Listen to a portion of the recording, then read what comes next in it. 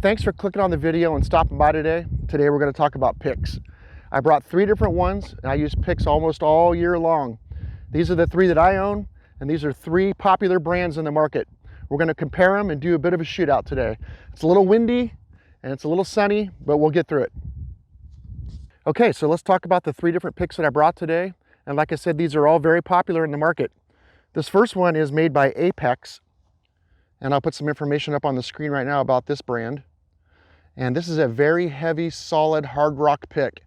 And it's probably the ideal length for me. I usually end up cutting all the handles to around this length on my picks. This is probably an ideal length. In fact, this was custom made for me at this length by Apex. So we'll have some fun with this one. And we have this one. This is called the Hodan, H-O-D-A-N. You can see it has a unique shape, and it's pretty lightweight. It's a little bit short on the handle compared to the other one, but this is the perfect length for this style of pick the way that I use it, and I'll show you why.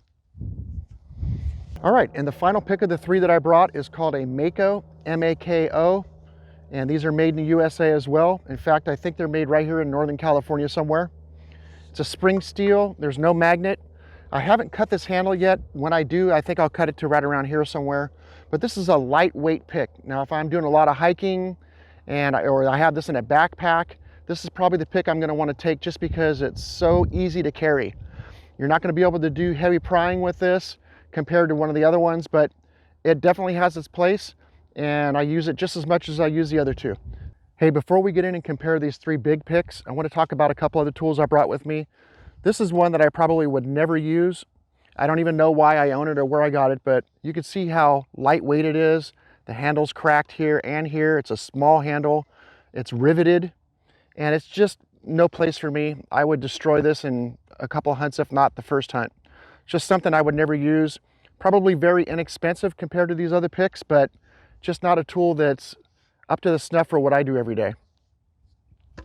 Here's another tool that I do use. I use this for digging for bottles just because it's short, compact, and this motion here where you push down and pull is an easy motion to repeat over and over. It's strong. In fact, this is my second one. I gave another one that I had away. I just got this one, but these are good tools, and you can see it's steel, it's welded, and works for me. And here's another tool. I think this is made by Predator, if I'm not mistaken. Again, the quality on this, you could tell the quality right when you pick it up. It's all steel. It's lightweight, actually. It looks heavy, but it's lightweight. And it's all welded and welded here. Beautiful welds on here.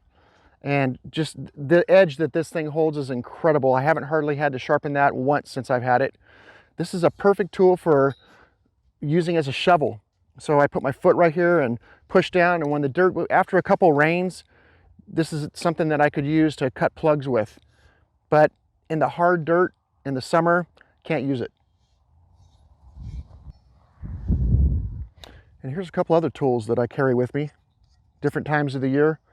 Probably almost always have one of these with me. This is a Lesche digging tool, and it's welded here, but other than that, it's just a bend, and it's a super strong digging tool, very popular.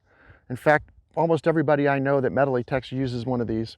So this is probably my, well, it's always in my pouch. It's my main go-to when I can. And then I have, well, I've been very fortunate over the years to have done some work in archaeology as well. So this is my little trowel. This is a Marshalltown, and this is a new one. I haven't even used it yet, but my other one is, it's time to be replaced. But anyway, these are little trowels you can use to scrape dirt with. And again, the more careful you could be, the better off. The last thing you want to do is slam a pick into something valuable. And let's talk about that real quick. Let me show you some examples I brought with me today. Okay, so I brought this artifact today to show you because I remember at this exact spot where I'm filming this episode right now, a few years ago, I dug this, and this is one of my favorite things to find. They're collectible, to me anyway. I really enjoy finding these as part of a barrel tap. It's a period artifact. And when I swung my pick into the ground at the end of the day, I was a little tired, a little lazy. I heard a thud that was unusual. I lifted the pick up off the ground, and sure enough, it was right into this item. And this was stuck on the end of my pick. What a shame to ruin something that nice. And I've never forgotten that day. In fact, I even keep this in my display case to remind me every time I look at it that I did that. And it wasn't even 6 months later, I did the same exact thing. Again, lazy at the end of a hunt, a long hunt, came across this beautiful brass bell, swung my pick down and just smashed right into it and destroyed it. It's been repaired, but you could see that a lot of damage was done. It was broken into several pieces. And again, another piece that I keep in my display case to remind me. Looking for bottles, I came across this. I was in a debris pile, and apparently somebody else had been in that debris pile before me. And you could see that they were using a pick, and they just drove it not once, not twice, 3 times hard right into this beautiful powder flask. Still soldered at the seams, just a beautiful example, and now destroyed. They didn't even want it, they just left it in the pile. Maybe it was a bottle person that didn't really care, but in any case, it was so destroyed, they just left it either way. And I look at that and think about how that got destroyed. So between the two that I've destroyed and having seen this, I will say that I've learned to be very careful, and I think that's good advice for you too. You're swinging a pick, you can really destroy priceless relics and coins. So be super careful with that, and keep in mind that when you step up to the pick, boy, that is the big gun, and you have to be a little more careful. Okay, so I want to talk about a couple obvious concerns, safety concerns when you're swinging a heavy pick like this, a metal pick. Number one, make sure you wear eye protection. You can see that this manufacturer stamps it right into the handle. This manufacturer writes it on the handle, and the other one over here, the third pick that I have, the Hodan, came with a pamphlet. So they're warning you to wear eye protection. There's a good reason for that. I can tell you from personal experience, having had several times where I've hit rocks and had them come up and fly and hit me in the face. So wear eye protection. And another real serious concern with these is in the hot, dry summer months, this hardened steel, when it hits certain stones, especially quartz and some of the other rocks out here, makes a violent spark, and it can easily start a big grass fire. And aside from that, if there's somebody around you watching you dig and you're swinging a pick, you could hit them with the pick. So make sure you have a big, wide safety area. That's a pretty obvious one, but you'd be surprised at how many people have injured themselves or bystanders swinging picks. So think about that stuff.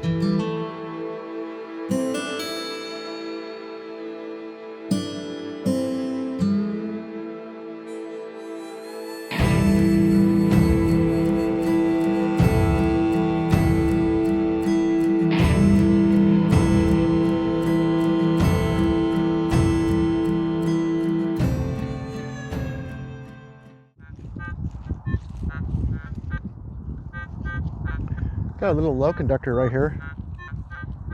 Just kind of sitting in here with all this iron.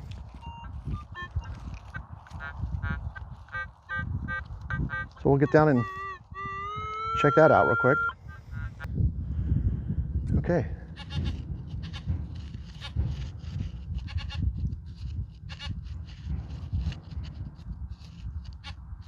That's a little deeper. You got it right there. I mean, the ideal thing to do with this target is to use this size of a digging tool. We know where it's at, it's right here. We know it's about 1.5 inches down, and I could just pop it out. But today we're gonna show you how I use a pick. First thing I'm gonna do is get this thing out of here because this has stickers on it, and we don't need that going on right now.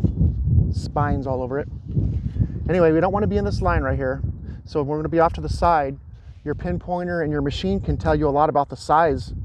And I happen to know that this is a pretty small item, but I always give it a pretty wide berth around the area. So I always kind of figure the size of a softball when I'm digging anything. So I'm gonna come off to the side over here and kind of dig down and pop that loose so that the item's still in this area. I do the same thing over here. You gotta be pretty good with your aim or you're in big trouble. And once this is up like this, I'll peel this back. And so far I haven't dug at all in the center line where this is at. I think we're probably right at the level where this is gonna be. So now that I've broken all the crust off and we're down to some looser, softer soil in here, let's check it again and see if yep, it's right here. And you can see I never even hit the ground right there. That just comes with practice. And at this point, I wouldn't use the pick anymore. I would go to a small digging tool and just pop that right out. Again, I'm coming in kind of wide.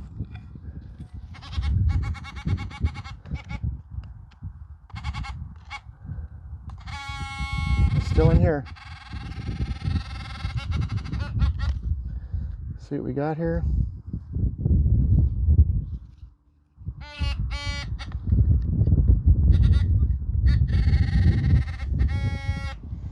Still in this clump. And there it is. A little 22 bullet. Could have been a gold nugget, right?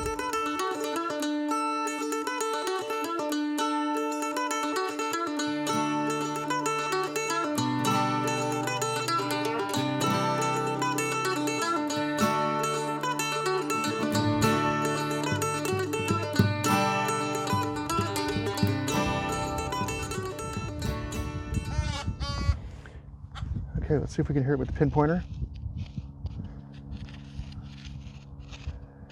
I knew it was deep. Let me turn my pinpointer up a little bit for sensitivity. Max sensitivity.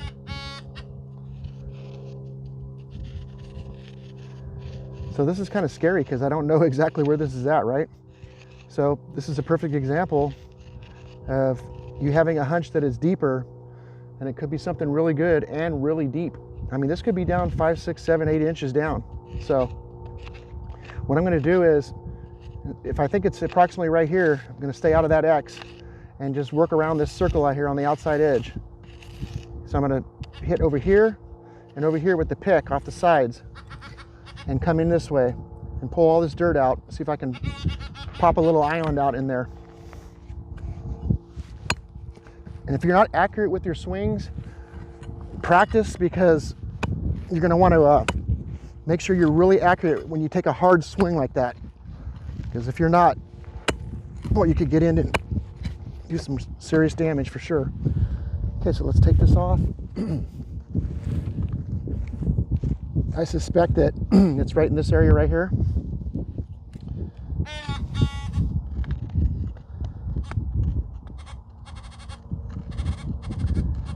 So it's right there on that little island that I haven't swung into yet.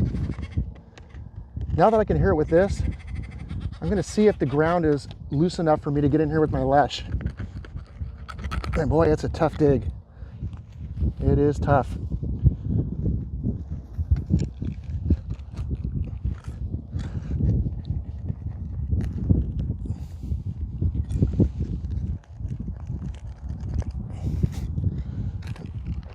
The pick would definitely make this a lot easier.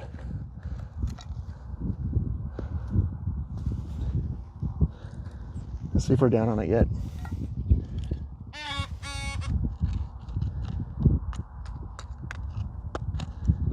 I may have popped it out already. Yep. Let's see. It's in this cloud right here. I see something right there. You see that? Little edge right there. You can see it's really thin, which is why it sounded deep. And there it is. It's a rivet. These rivets always sound so good. But there it is.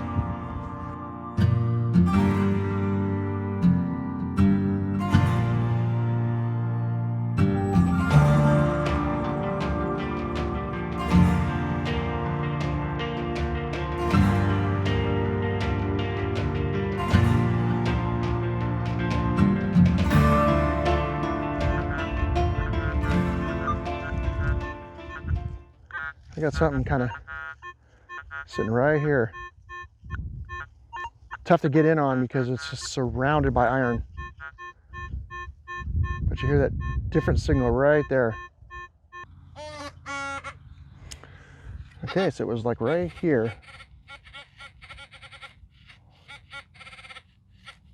Really shallow, small, right there.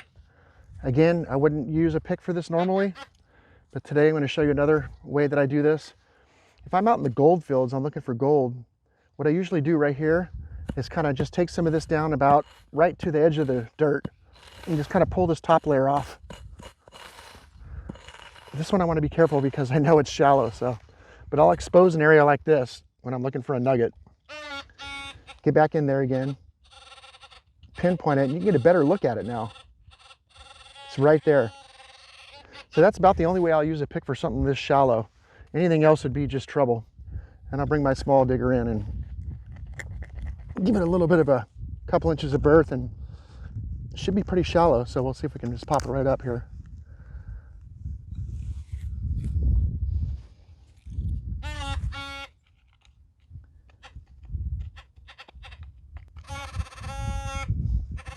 That's still down here. Okay, so it's right here. Boy, it sounds good now. Tell you what, it's a little deeper than I thought, a little bigger than I thought. So let's go ahead and use the pick, and we'll come off to the side out here. Again, the item is right here, but I'm gonna come way over here. Again, the item is right here, I'm gonna come over here. We just pop that up. Without having ever even got into the center line, you can see that it popped right out. There it is in the dirt clod still, shotgun shell. So let's bury it back up.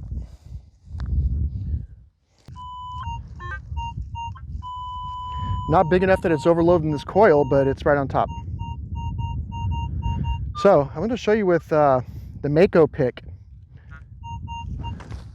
If you're not 6'2", or if you have a good back, I have a history of some serious back injuries and had several back surgeries. I don't like to bend over and dig because it's tough on me. But you could literally dig this from standing up position. Now that we know where it's at, it's the same technique. It's right here. Let's pinpoint it first just to make sure. It's right there. The reason I like to pinpoint it is not only know exactly where it's at, but the size of it. So it's not over there, it's just right there. So it's a little bit longer this way and shorter this way. But generally speaking, it's right there. So what you could do is take your pick and just do exactly what we did earlier. Come up in the corner and kind of work those corners. Pull straight back. Leave that island in there. Leave all this island. But you'll see the island is broken up. See how I broke all that up? I never even hit the pick over there. So once you do that, you kind of break the crust off. You get down with your pinpointer, and you can see there's the item right there. It looks like it's a aluminum can or something, but I was able to dig that without getting down on my knees. And again, it's tough for me at my height, but it is possible, especially with that nice long handle like that. Okay, I want to do a wrap on this now and talk about each one of these picks a little bit, tell you what I think about them. This one here, the Hodan, this is a pick that I've had the longest out of these three here, and hundreds of hours on this thing, and I only use it for looking for gold. And that's because when I'm looking for gold, I just scrape the soil off the top and get down with the pinpointer, and oftentimes the pinpointer won't even hear those little nuggets. But this is a nice little small lightweight pick that you can use for that purpose. Would I ever do any hard digging with this? There's no way. The reason is look at that little tiny metal shank to hold that, little tiny size of that handle, and you just can't rely on this thing to get down in heavy rocks and do heavy digging. It's going to break. So that's my concern about the Hodan. This is my newest pick, the Mako. I do like this pick for a couple reasons. One, it's super lightweight. It's lighter than it looks, folks. This here is a thin steel, and I know that this steel here is super sharp already. I think that the way he buys these, it's already pre-sharpened, and he just welds them and paints them and puts a handle on there. The handle is high quality. It's got a nice long mounting hosel on here. It doesn't come through the top. There's no heavy magnet on this. It's just a nice, quick, easy, lightweight pick, very effective, and it's going to do everything you need to do until you start digging rocks or start prying. As soon as you start doing that, you're going to have to step it up to the big boy. Okay, then you have the Apex pick. This is the most heavy-duty pick that I own. It's the most heavy-duty pick I've ever owned or ever seen. And this thing is a workhorse. The nice heavy weight of the head just drives into the soil when you swing it. If you can endure swinging this thing all day, it's going to do anything you need it to do. It's going to pry, and it's going to last forever. The handle is a very high-quality hickory handle. I had this one custom cut to this length for me, and the length that I cut the handles at determines the way that I use the pick, and I like the balance or the feel. So I kind of like just, you know, the weight of the head has to match the length of the handle.